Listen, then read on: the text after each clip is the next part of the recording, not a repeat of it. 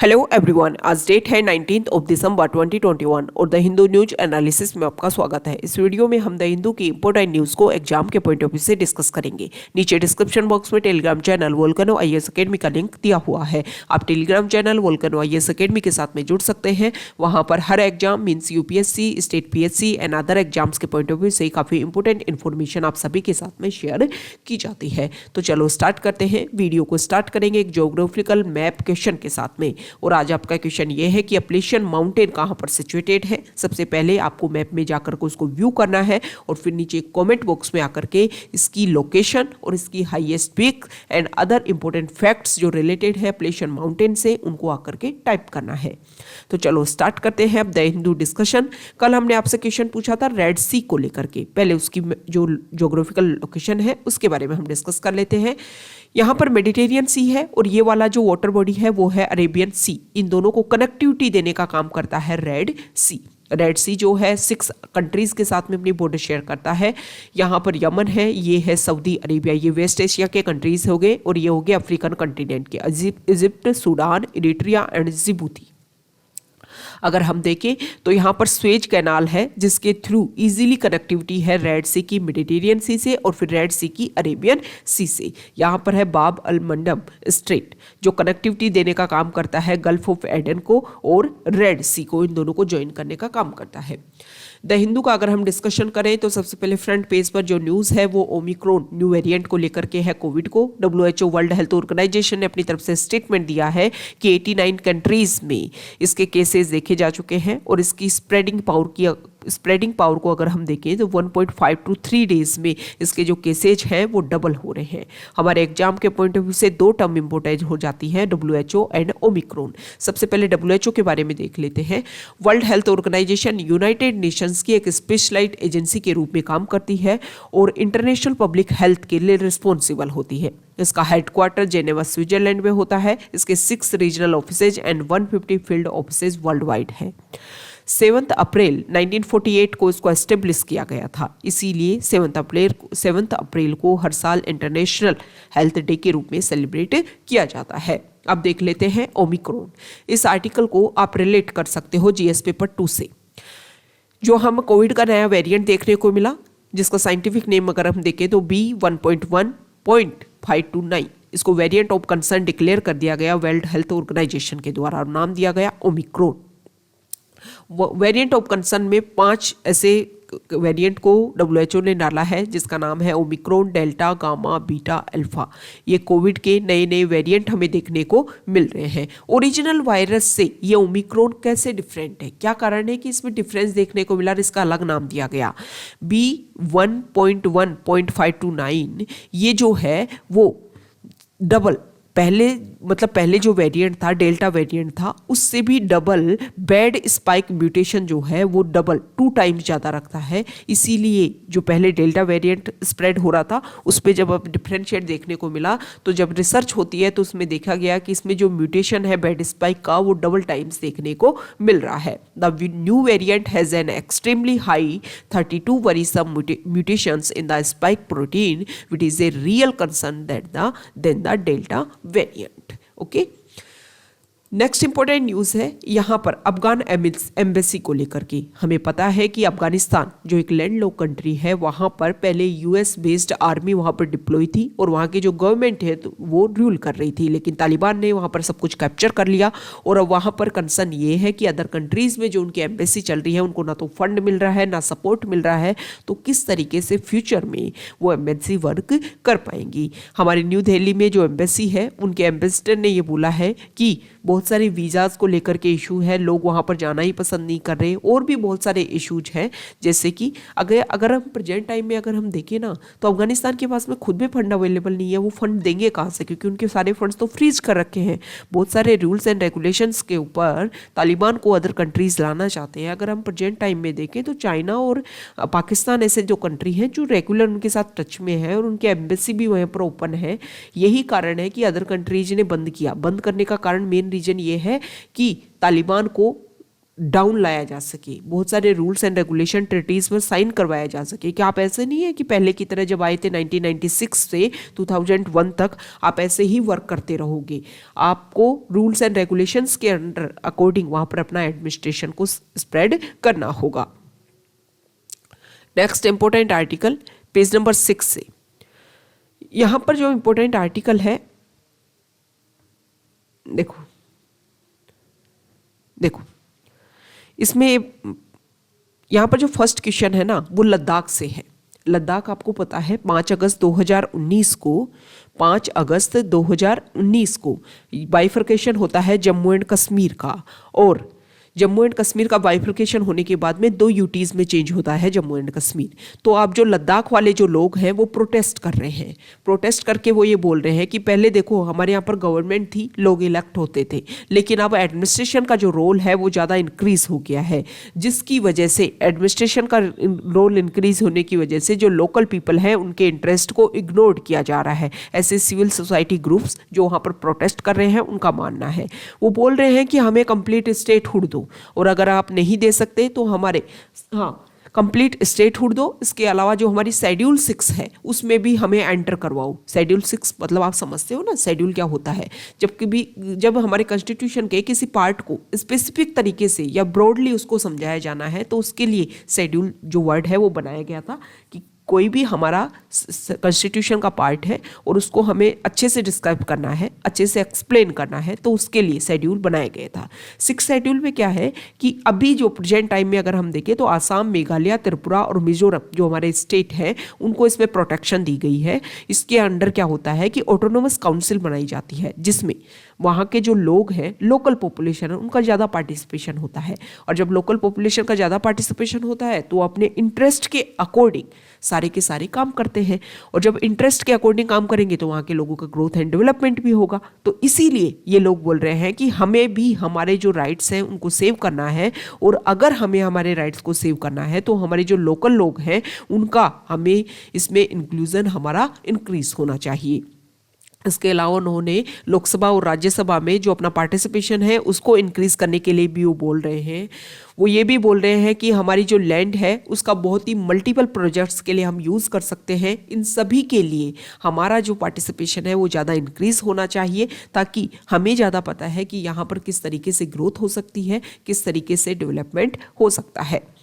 Next important article है यहाँ पर देखो, पार्लियामेंट्री स्टैंडिंग कमेटी ने ये बोला है हमारे पार्लियामेंट में डिफेंस के लिए, उन्होंने बोला है कि गवर्नमेंट को जल्दी से जल्दी 3 एयरक्राफ्ट कैरियर जो है उनको इंट्रोड्यूस करना चाहिए हमारी नेवी में। ये हमारी सिक्योरिटी के लिए काफ़ी ज़्यादा इंपॉर्टेंट है। प्रेजेंट टाइम में अगर हम देखें तो INS विक्रांत जो है उसके लिए ट्रायल चल रहे हैं, और अगस्त 2022 में जल्द ही उसको हमारे इंडियन नेवी में का जो बेड़े हैं उसमें इंट्रोड्यूस कर दिया जाएगा, उसको इंक्लूड कर दिया जाएगा। इसी तरीके की और ज़्यादा ज़रूरत है। वैसे इंडिया जो है वो आइलैंड वाले एरिया से घिरा हुआ है, जैसे लक्षद्वीप वाला रीजन देख लो आप, या फिर अंडमान एंड निकोबार। वहाँ पर हम अच्छे अपने जो फाइटर प्लेन है उन सभी के लिए व्यवस्था कर सकते हैं, इंफ्रास्ट्रक्चर डेवलप कर सकते हैं। इसके अलावा हमारा जो वाटर बॉडीज़ है वहाँ पर भी हमें इस तरीके के इंफ्रास्ट्रक्चर को डेवलप करना होगा और डिप्लॉय करना होगा, ताकि ईजिली जो अदर कंट्रीज़ हैं वो हमें सिक्योरिटी थ्रेट देने से पहले 10 बार अपने माइंड में विचार करें कि इंडिया के पास में इतनी पावर है वो ईजिली किसी के साथ में भी फाइट कर लेगा। Next important article page number 7 से, यहाँ पर फर्स्ट इंपॉर्टेंट जो आर्टिकल है वो डिलिमिटेशन के बारे में है।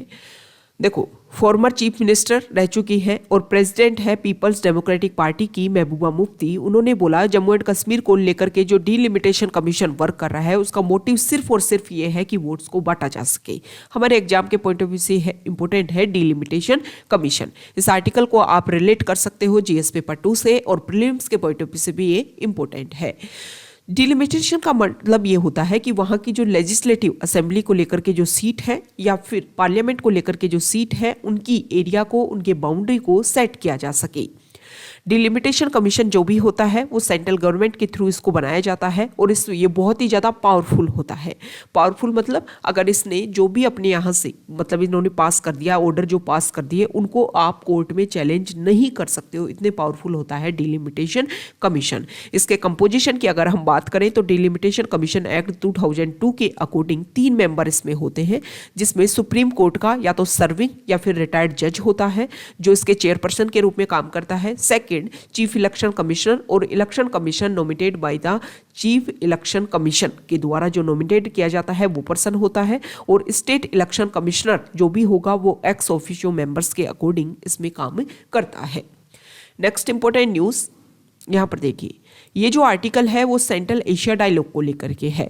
सेंट्रल एशिया में कुछ कंट्रीज आती हैं जिसमें आप देखिए कजाकिस्तान, किर्गिस्तान, तजिकिस्तान, तुर्कमेनिस्तान और उज्बेकिस्तान के जो भी फॉरेन मिनिस्टर्स हैं वो इंडिया की विजिट पर आए हैं। डिस्कशन किया जाएगा सेंट्रल एशिया तक इंडिया की जो रीच है उसको बनाने के साथ में। इसके अलावा अफगानिस्तान के ऊपर भी डिस्कशन किया जाएगा। पाकिस्तान जो है वो अफगानिस्तान में एक समिट करवा रहा है, जिसमें यहाँ देखिए ऑर्गेनाइजेशन ऑफ इस्लामिक कंट्रीज के जो मेंबर्स हैं 57 नेशन फॉरेन मिनिस्टर्स इनके आएंगे। इसके अलावा यूएस, रशिया, चाइना इनके भी नॉमिनीज आएंगे। हालांकि इसमें ये बताया गया है कि ये जो सेंट्रल एशियन जो कंट्रीज हैं ये भी OIC के मेंबर्स हैं, लेकिन इनके जो फॉरेन मिनिस्टर्स हैं उन्होंने इंडिया की जो मीटिंग है उसको अटेंड करना ज़्यादा प्रेफर किया है। ये जो टर्म है ऑर्गेनाइजेशन ऑफ इस्लामिक कंट्रीज, ये टर्म आपके लिए इंपॉर्टेंट हो जाती है। आप जाकर के सर्च करोगे और बताओगे कि ऑर्गेनाइजेशन कब बनाता है, हेडक्वार्टर कहाँ है, कितनी कंट्रीज है और इसका मेन ऑब्जेक्टिव क्या है। अब देखो सेंट्रल एशिया ये जो वर्ड है ना ये हमारे लिए इंपॉर्टेंट हो जाता है। इसको लेकर के सबसे पहले आप जो टर्म है उसको डिस्कस करते हैं।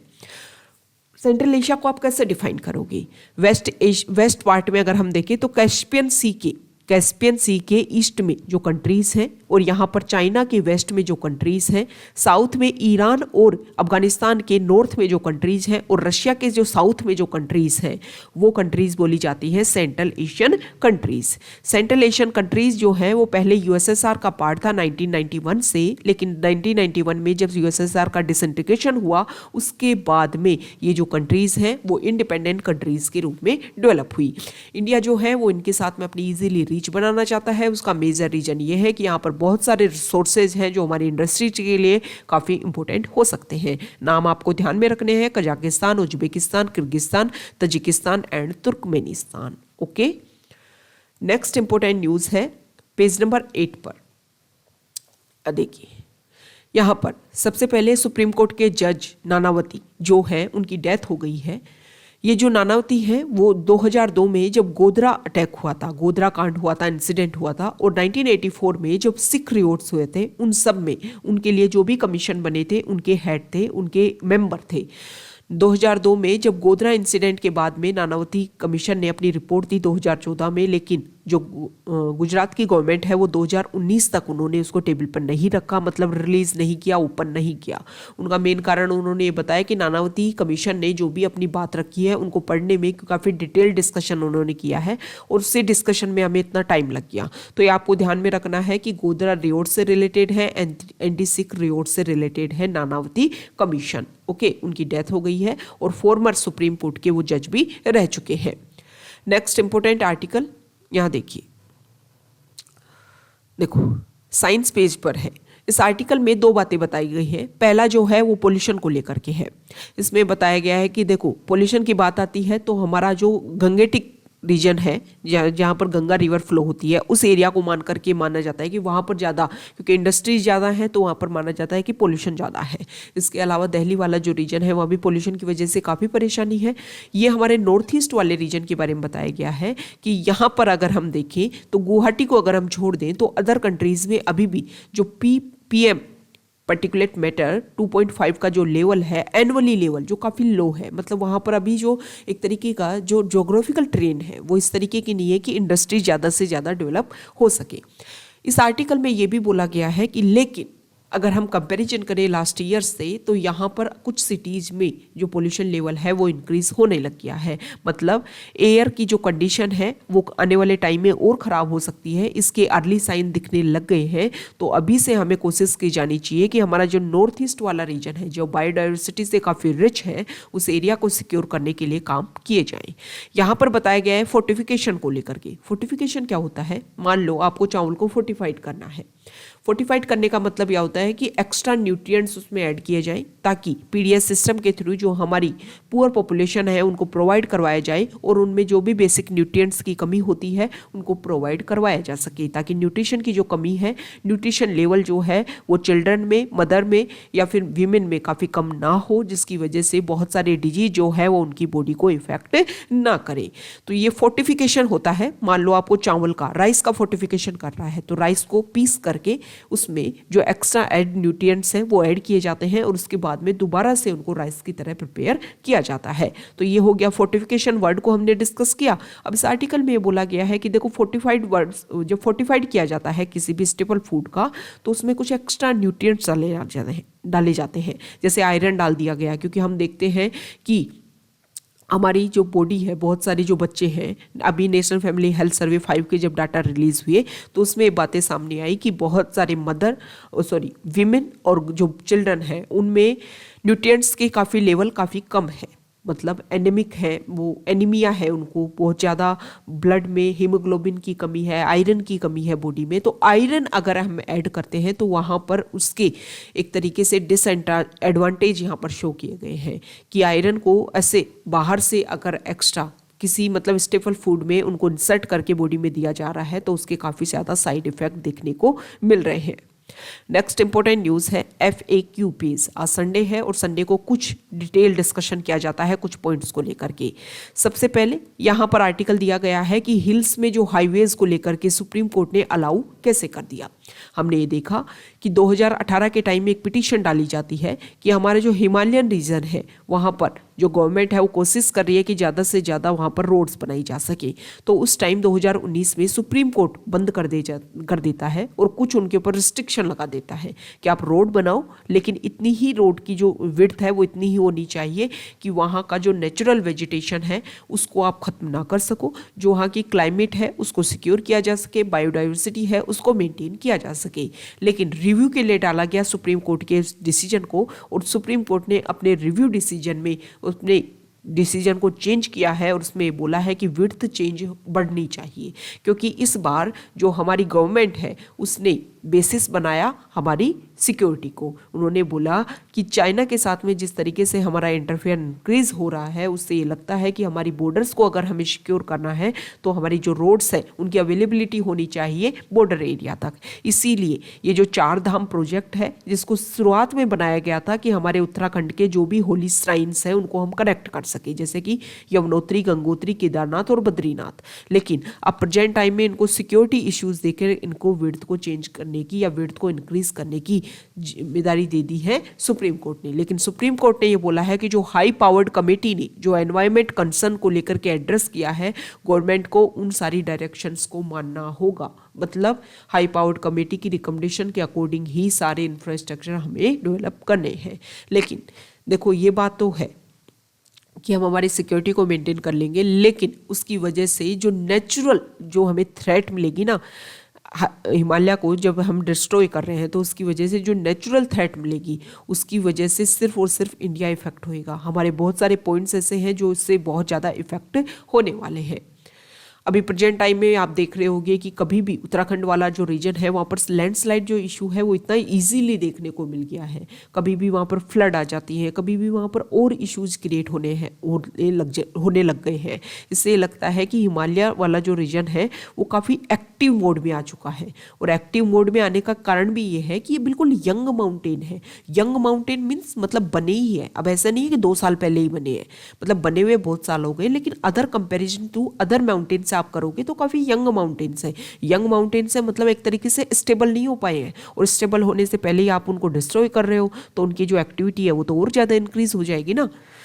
यहाँ पर जो आर्टिकल है वो यूनाइटेड नेशन सिक्योरिटी काउंसिल में एक ड्राफ्ट, एक रेजोल्यूशन पास करवाने की कोशिश की जा रही थी नाइजर और आयरलैंड कंट्री के द्वारा। उन्होंने ये बोला कि क्लाइमेट इशू को आप रिलेट करो सिक्योरिटी से। आप ये बोलते हो कि टेररिज्म की वजह से हमारी सिक्योरिटी इफेक्ट होती है, अरे भाई क्लाइमेट की वजह से तो सिक्योरिटी इफेक्ट हो रही है ना। तो इसको लेकर के एक रेजोल्यूशन पास किया गया।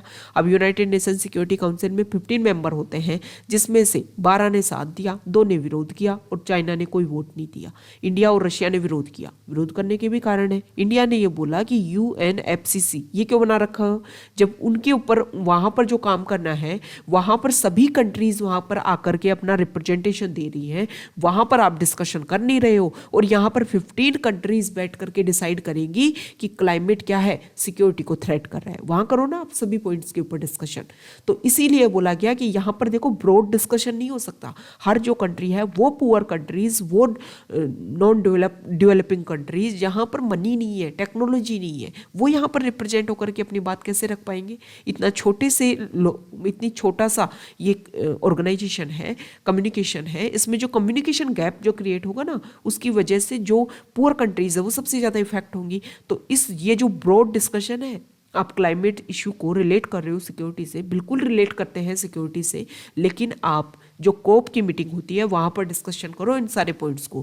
क्योंकि पहले ही जो डेवलप्ड कंट्रीज हैं वो तो देखो पहले ही उन्होंने बहुत सारे टारगेट्स बनाए थे, बहुत सारे पैसा टेक्नोलॉजी ट्रांसफर करने की बात की थी, लेकिन उन्होंने ऐसा कुछ नहीं किया है। अगर वो सब कुछ ट्रांसफर करें तो अदर कंट्रीज अपने ऊपर फोकस कर सकती हैं, उस पैसे का यूज कर सकती हैं और उस पैसे से अपने आप को डेवलप कर सकती हैं, या फिर अदर टेक्नोलॉजी के ऊपर अपने आप को ट्रांसफर भी कर सकती है। तो ये डिस्कशन किया गया है यूनाइटेड नेशन सिक्योरिटी काउंसिल में, जो रेजोल्यूशन पास करवाने की कोशिश की गई। और इंडिया ने इसका विरोध क्यों किया, इंडिया ने क्यों वोट नहीं दिया उनके पक्ष में, और अपनी बात किस तरीके से उन्होंने रखी है। यहाँ पर आर्टिकल दिया गया है कि मैरिज एज जो है वो गर्ल्स की इंक्रीज करने की गवर्नमेंट बात कर रही है। Government has listed its proposal to raise the age of marriage for women to 21 for legislative business in parliament in the coming week. अब प्रेजेंट टाइम में हमारे जो मैरिज लॉज है वो क्या बोलते हैं, हिंदू मैरिज एक्ट 1955 बोलता है and the Indian Christian marriage act 1872 वो 18 ईयर्स, गर्ल ब्राइड की जो एज है 18 ईयर और ग्रूम की जो एज है 21 ईयर ये बोलता है। मुस्लिम पर्सनल लॉ शरीयत एप्लीकेशन एक्ट 1937 वो बोलता है कि अगर बॉय और गर्ल अटेंड प्यूबर्टी, उन्होंने इसको अटेंड कर लिया है तो उनकी शादी की जा सकती है। स्पेशल मैरिज एक्ट 1954 बोलता है इंटर फेथ मैरिज, मतलब रिलीजन के अंदर अदर रिलीजन वाले लोग शादी करते हैं तो उनकी भी 18 और 21 साल डिसाइड की गई है। चाइल्ड मैरिज एक्ट 2006 में भी बोला गया है कि 18 साल से कम की लड़की और 21 साल से कम का लड़का जो है उसकी शादी नहीं होनी चाहिए। अब देखो 2020 का जब बजट स्पीच था तो उसमें फाइनेंस मिनिस्टर निर्मला सीतारमण ने अनाउंस किया था कि हम जल्दी ये कोशिश करेंगे, एक टास्क फोर्स बनाएंगे ताकि जो गर्ल की जो एज है उसके बारे में डिसीजन लिया जा सके। क्योंकि मैटरनल मोर्टिलिटी रेट्स जो है और इसके अलावा न्यूट्रिशन लेवल जो है, मैटरनल मोर्टिलिटी रेट्स को तो कम करना है और न्यूट्रिशन लेवल को इंक्रीज करना है। इसके लिए मैरिज का क्या फ़र्क पड़ता है, इस एज का क्या फ़र्क पड़ता है, उसके बारे में हम डिस्कशन करेंगे। तो इसके लिए कमेटी बनाई गई थी 10 मेंबर्स की, जिसमें फॉर्मर सपना पार्टी चीफ जया जेटली को पार्टी इस कमेटी का हेड बनाया गया था। और डिस्कशन किया गया, उनसे पूछा गया कि आप पैनल से कि ये जो कमेटी है वो डिस्कशन करें और जो रिजल्ट्स है रिकमेंडेशन जो है वो गवर्नमेंट को दे। तो इस पैनल ने अपनी रिपोर्ट को सबमिट किया पीएमओ को और ministry of women and child development को दिसंबर 2020 में। हालांकि जो भी रिपोर्ट दी गई वो पब्लिक नहीं हुई है, लेकिन इसमें ये बोला गया कि जो एज है मैरिज एज इंक्रीज होनी चाहिए। क्योंकि इसका मेजर कारण उन्होंने ये बताया कि जो गर्ल्स है, एक तो उनकी एजुकेशन पे बहुत ज़्यादा फर्क पड़ता है। अगर 18 ईयर्स में उनकी उनकी 18 ईयर एज में उनकी शादी हो जाती है, मैरिज हो जाती है। तो दूसरी इसके अलावा वो अर्ली एज में जो माँ है वो बन जाती है, जिसकी वजह से उनका न्यूट्रिशन लेवल है वो काफ़ी ज़्यादा इफेक्ट होता है। हालांकि नेशनल फैमिली हेल्थ सर्वे 5 में ये डाटा सामने आए हैं कि हमारी जो पॉपुलेशन रेट है वो ज़्यादा इंक्रीज नहीं हो रही है, उसके ऊपर ज़्यादा फर्क नहीं पड़ रहा है, लेकिन जो न्यूट्रिशन लेवल है उसको लेकर के डाटा सामने आए, उसमें बताया गया है कि उसके ऊपर बहुत ज़्यादा इफेक्ट बढ़ रहा है। नेशनल फैमिली हेल्थ सर्वे 5 के अकॉर्डिंग ये बताया गया है कि 20 से 24 साल की जो महिलाएं हैं, अगर 18 साल से पहले जिनकी शादी हो जाती है वो 23.3% इतनी महिलाएं हैं, मतलब जिनकी 18 एज, मतलब जब आप 18 साल आपने मिनिमम एज डिसाइड कर रखी है ना, तब भी बहुत सारी लड़कियों की शादी 18 साल से पहले हो जाती है। मतलब हम चाइल्ड मैरिज एक्ट 2006 जो है उसको अच्छे से इम्प्लीमेंट नहीं कर पा रहे। इसके अलावा ये भी बताया गया है कि नेशनल फैमिली हेल्थ सर्वे 4 में ये डाटा थे कि 21 साल 18 साल से पहले जो एज होती है या फिर 21 साल से पहले जो लड़कियां होती हैं उनकी बहुत ज़्यादा पॉपुलेशन है जिनकी शादी जल्दी हो जाती है।